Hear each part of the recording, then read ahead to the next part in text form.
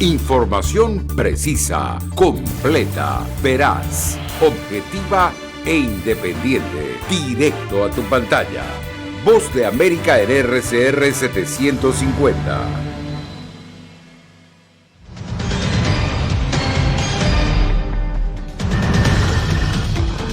Centenares de muertos y destrucción en Afganistán tras devastador terremoto. Un nuevo intento. El presidente Biden propone medidas extraordinarias para detener el aumento del precio de la gasolina. Mientras en Ecuador continúan las protestas, Estados Unidos pide a sus ciudadanos reconsiderar viajes a ese país. Y la reapertura de la frontera con Venezuela, entre las prioridades del presidente electo de Colombia.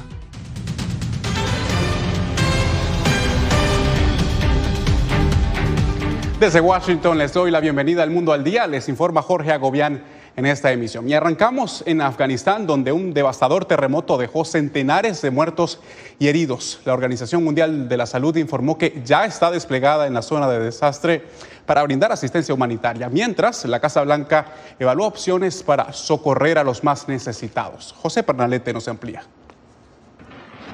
Varias provincias montañosas en el sector oriental de Afganistán fueron estremecidas este miércoles por un contundente terremoto de magnitud 6.1. Las autoridades contabilizan más de 1,000 fallecidos, una cifra que probablemente aumente mientras se despliegan los rescates. Es imposible verificar cuántos en este momento porque algunas comunidades no son accesibles. Hay mucha lluvia aquí en Afganistán, así que hemos tenido deslizamientos de tierra y hay mucho lodo. Y por supuesto, debido a que estas áreas afectadas son tan rurales y remotas, no hay equipos sofisticados allí para respaldar el esfuerzo de respuesta. El gobierno afgano confirmó que hay 1,500 personas heridas tras el sismo, cuyo epicentro se registró a 10 kilómetros de profundidad. Las intensas precipitaciones han impactado muchas viviendas rurales hechas de barro. De acuerdo a expertos en el lugar, las lluvias debilitaron las estructuras y ampliaron los daños. Esos equipos en este momento están brindando primeros auxilios, tienen medicamentos con ellos, también pueden ayudar a las mujeres embarazadas.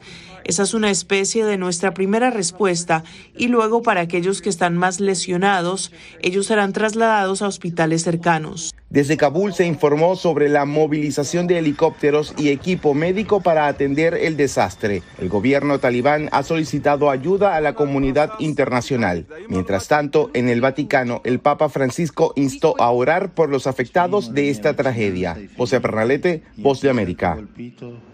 Y cambiamos de tema porque el descontento de los estadounidenses por el precio récord de la gasolina llevó al presidente Biden a proponer nuevas medidas extraordinarias este miércoles. Para hablar de eso nos conectamos en vivo con Jacopo Luzzi desde la Casa Blanca. Jacopo, bienvenido. No es la primera vez que se anuncian medidas similares en los últimos meses, pero ¿de qué se trata este anuncio del día de hoy, Jacopo? Jorge, la gasolina sigue teniendo un precio sin precedentes en Estados Unidos, con un promedio nacional de casi $5 por galón. Y frente a este escenario, la Casa Blanca ya ha actuado en varias direcciones, por ejemplo, liberando en el mercado su crudo de la Reserva Estratégica Nacional o instando a las compañías petroleras a producir más. Sin embargo, Jorge, no se ha visto un gran descenso de los precios y por eso Joe Biden este miércoles anunció una posibilidad que nunca se había visto antes, una exención de impuestos a la gasolina. El presidente Joe Biden pidió al Congreso el miércoles que suspenda temporalmente el impuesto federal a la gasolina, un esfuerzo por amortiguar los precios que han avivado la frustración en todo Estados Unidos. Se trataría de un posible ahorro de 18 centavos por galón de gasolina y 24 centavos por galón de diésel hasta fines de septiembre, justo antes de las elecciones de medio término. Esos fondos usualmente permiten mantener las autopistas federales y otras infraestructuras, pero el mandatario garantizó que la exención no impactará a este sector. Con los ingresos fiscales aumentando este año y nuestro déficit por debajo de 1.6 billones, En solo un año, aún podremos arreglar nuestras carreteras y reducir los precios de la gasolina. Podemos hacer ambas cosas al mismo tiempo. Sin embargo, la Casa Blanca enfrenta una dura batalla para lograr que el Congreso apruebe la exención. Los republicanos se oponen categóricamente, mientras incluso los miembros del propio partido de Biden han expresado su preocupación. Biden, en particular, culpa a las empresas petroleras de explotar a los ciudadanos con precios irreales. Mi mensaje es simple para las empresas que administran estaciones de servicio y establecen esos precios en la bomba. Este es su tiempo de guerra, riesgo global, Ucrania. Estos no son tiempos normales. Reduzca el precio que están cobrando en la bomba para reflejar el costo que está pagando por el producto. Sus clientes, el pueblo estadounidense, necesitan alivio ahora. El precio de la gasolina, que la guerra de Putin en Ucrania ha hecho aumentar de $2 desde febrero, será un tema que Joe Biden tocará también en su viaje a Europa, cuando se reunirá con los miembros del G7 y de la OTAN.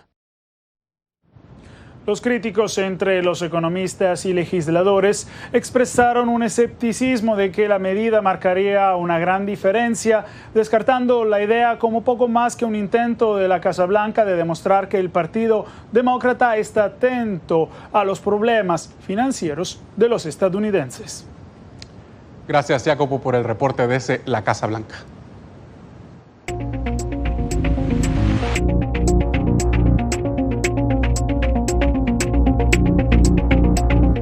Estados Unidos insiste a Rusia que se respete las convenciones de Ginebra tras reportarse la detención de 2 estadounidenses en Ucrania. Desde Naciones Unidas nos informa Celia Mendoza. Estados Unidos reitera la estrategia de 3 puntos que ha seguido con los aliados de la comunidad internacional para responder a la guerra de Rusia en Ucrania, explicó a La Voz de América el embajador estadounidense en Moscú, John Sullivan. 141 países votaron en la Asamblea General de la ONU y estas son las palabras de la resolución: condenar y deplorar la guerra agresiva de Rusia en Ucrania, acciones dirigidas a Rusia que refuerzan a Ucrania y su capacidad para defenderse. Eso es el punto 2. Y 3, fortalecer a la OTAN y los aliados de esta en Europa.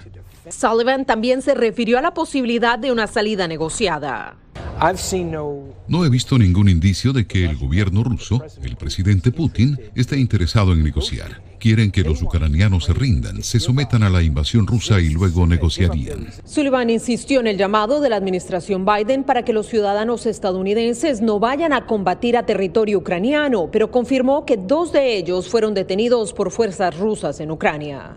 A ellos se les acusa de ser mercenarios, por lo tanto, no están de ninguna manera protegidos por las convenciones de Ginebra en lo referente al tratamiento de los prisioneros de guerra. Sus delitos deben ser investigados y ellos deben ser juzgados. El vocero del Kremlin dijo que los 2 estadounidenses podrían ser sentenciados a la pena de muerte, a lo que respondió el embajador Sullivan. No tengo una fuente independiente que pueda confirmar las identidades o las ubicaciones de estadounidenses detenidos en Ucrania, pero puedo decirles que hemos entregado un mensaje muy fuerte al gobierno ruso de que cualquier estadounidense detenido en Ucrania por Rusia debe ser tratado de manera consistente con las convenciones de Ginebra, y lo que dijo el portavoz del Kremlin pareciera indicar que no entienden sus obligaciones bajo las convenciones de Ginebra de tratar a combatientes humanamente. Celia Mendoza, Voz de América, Naciones Unidas. Bien, y pasamos a nuestra región. En Ecuador sigue sin concretarse un diálogo que permita ponerle fin al paro nacional que cumplió su 10ª jornada. La violencia extrema a ratos caracteriza la protesta. Por eso nos vamos a conectar en vivo desde Quito con Néstor Aguilera. Néstor, ¿existe realmente una posibilidad de que las 2 partes se sienten a dialogar? Jorge, pese a que han reiterado su disposición a negociar durante esta semana y media, hasta esta hora no hay un acuerdo a la vista. Por el contrario, en las últimas horas se han radicalizado posiciones, especialmente del movimiento indígena. La violencia extrema se apoderó en las últimas horas de la ciudad amazónica de Puyo, donde las protestas callejeras ocasionaron al menos 1 persona fallecida, 6 policías heridos y 18 desaparecidos. Además, la destrucción de 18 vehículos y daños a una unidad de policía. En actos absolutamente irracionales, con explosivos, con armas ancestrales y con armas de fuego tipo carabina, empezaron a atacar al personal civil y al personal policial. Lamentablemente nuestro medio de comunicación también sufrió la quema de una motocicleta. En Quito, epicentro de las protestas esta semana, los enfrentamientos no se han detenido en las últimas horas. Además, se han reportado robos y agresiones a transeúntes y conductores. Desde la Confederación de Nacionalidades Indígenas se llamó a seguir con el levantamiento popular. El argumento, la falta de atención del gobierno desde hace un año a problemas sociales como inflación, desempleo, salud y educación. Compañeros, siempre hemos tenido nuestra apertura al diálogo. Solo hemos dicho que los diálogos no pueden ser para burlarse del pueblo ecuatoriano. En un breve pronunciamiento la víspera, el ministro de Defensa, Luis Lara, aseveró que las Fuerzas Armadas están preocupadas por el incremento de la violencia. Se trata de un intento deliberado de utilizar la violencia armada para atentar contra la democracia, amenazar a las instituciones. Un reciente estudio de opinión de la empresa Cedatos determinó que 3 de cada 4 ecuatorianos consideran que el paro debe terminar tras el diálogo. El Departamento de Estado de Estados Unidos anunció hoy que elevó el nivel de alerta a viajeros a este país a la categoría 3 debido a disturbios civiles y delincuencia, Jorge. Gracias, manténnos informados por favor y cuídate.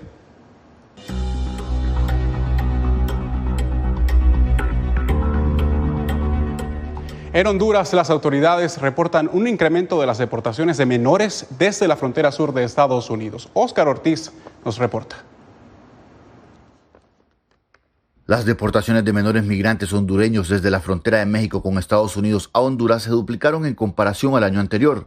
Según las autoridades hondureñas, más de 4,000 casos de menores han sido repatriados este año. Un 58% son niños y un 42% son niñas. El último informe señala que de enero a mayo de este año, el incremento es del 55% en las deportaciones, comparado con el mismo periodo en 2021. Los 3.798 casos contabilizados durante los primeros 5 meses de este año ya superan al total de 3.081 menores deportados el año pasado. Nos permite evidenciar que hay al menos un 55% de incremento en el número de niñas y niños que están siendo deportados a Honduras menores de 18 años. Hasta mayo del presente año tenemos un total de 6.879 niñas y niños que retornan al país. Estados Unidos anunció en la recién concluida Cumbre de las Américas una inversión privada por casi $2.000 millones en Centroamérica para frenar la migración irregular. Tenemos que hacer más inversión social, generar más empleos, mayor crecimiento y esto afectará pues obviamente a la migración. Entonces en esto estamos trabajando de la mano tanto con los Estados Unidos como con otros países en los que hay migrantes hondureños como lo son México, como lo es España. Honduras considera que una mayor inversión social y abordar las causas de la migración junto a otros países de la región debe ser la clave para reducir las migraciones irregulares. Óscar Ortiz, Voz de América, Honduras.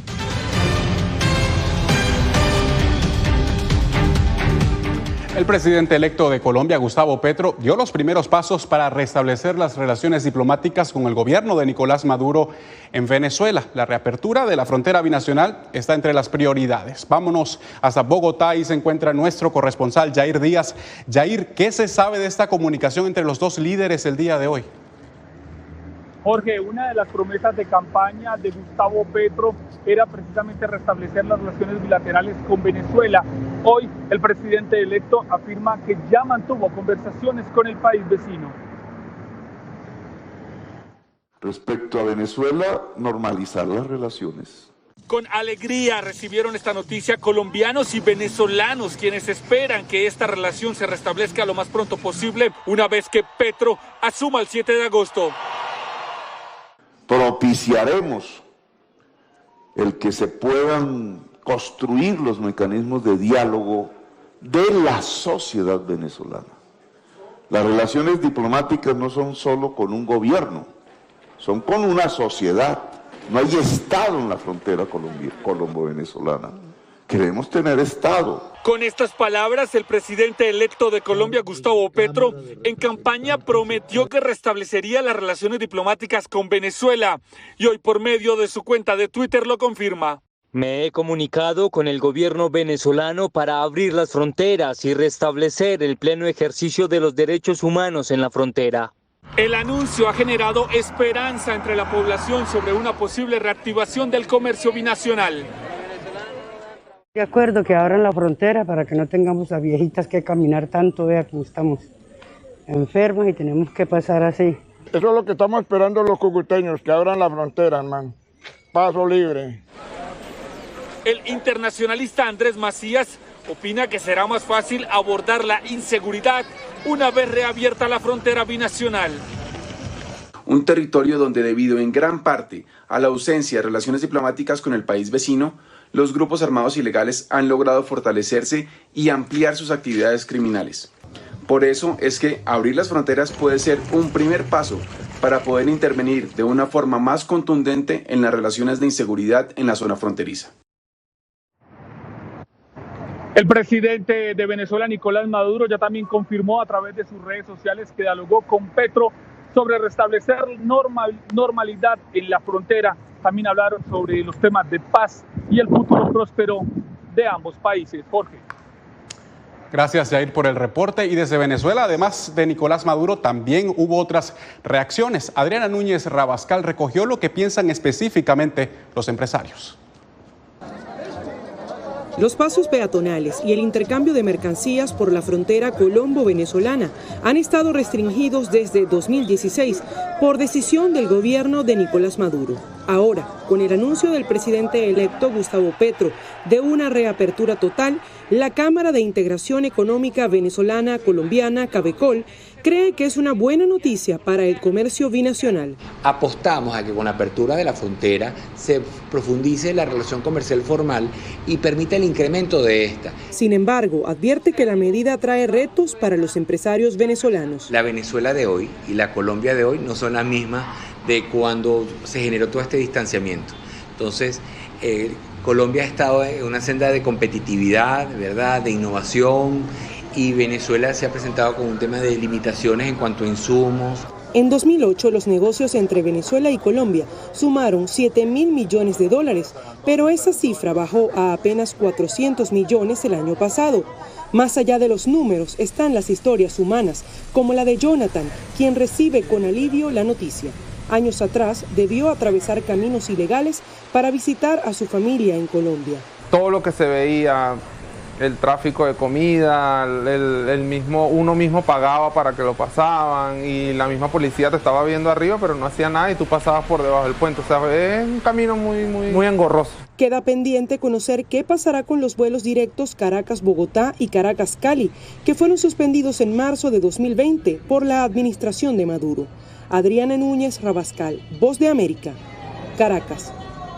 Y también en Venezuela, el interés de aerolíneas extranjeras para reanudar las operaciones podría marcar una nueva etapa tras una brusca disminución de la conectividad aérea en ese país andino. Álvaro Algarra nos amplía desde Caracas. Muchas aerolíneas abandonaron sus operaciones en Venezuela debido a lo que les adeudaba el Estado, la conflictividad política, los problemas de seguridad e infraestructura, las sanciones internacionales y la pandemia.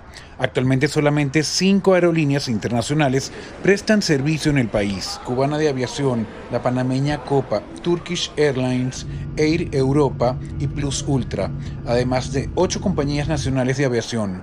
Durante los últimos meses, compañías como TAP Air Portugal, Air France, Sky, LAN Chile, Iberia, Aerolíneas Argentinas, Avianca y Wingo se han comunicado con las autoridades del Instituto Nacional de Aeronáutica Civil para explorar la posibilidad de reanudar operaciones en el país, informó Humberto Figuera, presidente de la Asociación Nacional de Líneas Aéreas. Por eso es que Venezuela siempre ha sido un buen mercado, porque aquí hay asentadas varias colonias, no solamente suramericanas, latinoamericanas, sino de Europa. Y el transporte aéreo les permite visitarse y estar en contacto físico, pasar unas vacaciones. Eso es muy humano. Nicola Furnari, presidente de la Asociación Venezolana de Agencias de Viajes y Turismo, señaló que durante los últimos meses se ha incrementado el número de rutas. Ya no abundan las aerolíneas, como en los tiempos pasados, pero estamos trabajando para que eso vuelva a suceder. El presidente del Instituto Nacional de Aeronáutica Civil, Juan Manuel Teixeira, informó que pidió autorización a la Comisión Nacional para que se permitan más rutas internacionales. Álvaro Algarra, Voz de América, Caracas.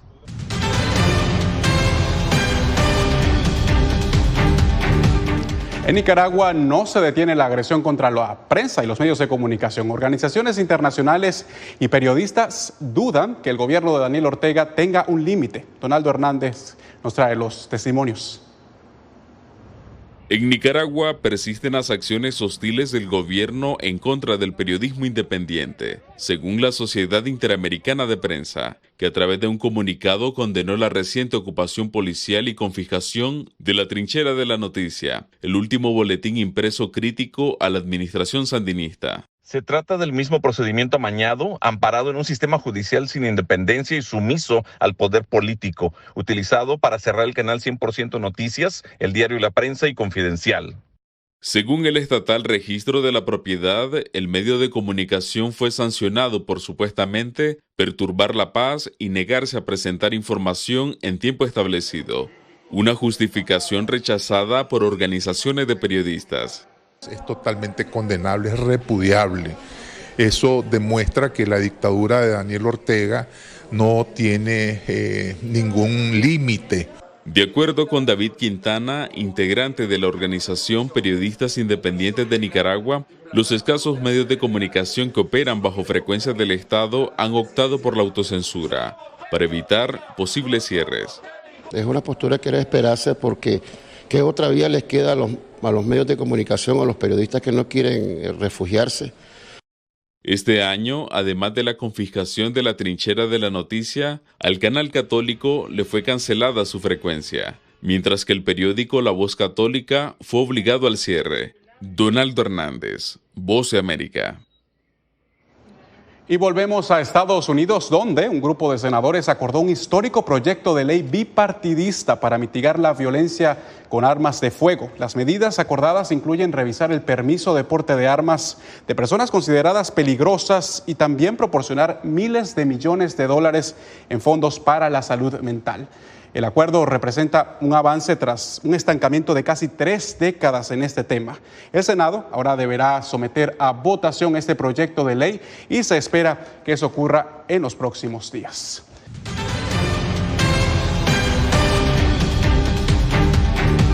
En lugar de detener las ceremonias matrimoniales, fíjese, el conflicto en Ucrania ha impulsado a muchos a casarse, especialmente a las parejas militares. Sofía Pisani nos trae esta historia. Un vestido blanco y votos matrimoniales. Una boda típica, excepto por una cosa. La ceremonia se lleva a cabo en línea porque la novia está en Polonia y el novio en Ucrania. Oleksiy Khokova trabajaba como periodista antes de que Rusia lanzara una guerra en Ucrania, pero el 24 de febrero su profesión cambió uniéndose a las Fuerzas Armadas de Ucrania. No esperaba la guerra, no creía que sucedería. Sin embargo, no le dije que no fuera. Lloré. Honestamente, no lo quiero a él allí, solo lo quiero a mi lado. Oksana y Oleksiy se conocieron hace 4 años en un canal de televisión ucraniano donde ambos trabajaban. Comenzaron a salir de inmediato. Vi a esta hermosa chica y me enamoré. Una mujer polaca que acogió a Oksana a su llegada a Polonia le regaló su propio vestido de novia para el matrimonio por internet. Una joyería ucraniana le envió a la pareja los anillos de compromiso gratis. La iniciativa de la joyería de ofrecer anillos de forma gratuita animó a otra pareja de militares que se preparaba para casarse. Volodymyr es soldado, se enamoró de su esposa hace años y ahora planea casarse. Pronto podría ser destacado a zonas conflictivas en el este de Ucrania, así que por razones de seguridad no mostramos su rostro. Es la mujer perfecta con la que soñaba desde que era niño, tú sabes, como cuando te imaginas a alguien perfecto en tu cabeza. Cerca de 22.000 parejas se han casado desde el comienzo de la guerra en Ucrania, pero en lugar de elegantes vestidos y trajes blancos, las parejas a menudo optan por usar camisas bordadas tradicionales o camuflaje militar. Sofía Pisani, Voz de América, Washington. Bien, y con esa historia nos despedimos de esta edición. Gracias por acompañarnos. Recuerde que nos puede seguir en nuestras redes sociales, @Voz de América, y en nuestro sitio en internet, vozdeamerica.com. Les informó Jorge Agobián en esta emisión. Cuídense mucho. Radio Caracas Radio presentó Voz de América.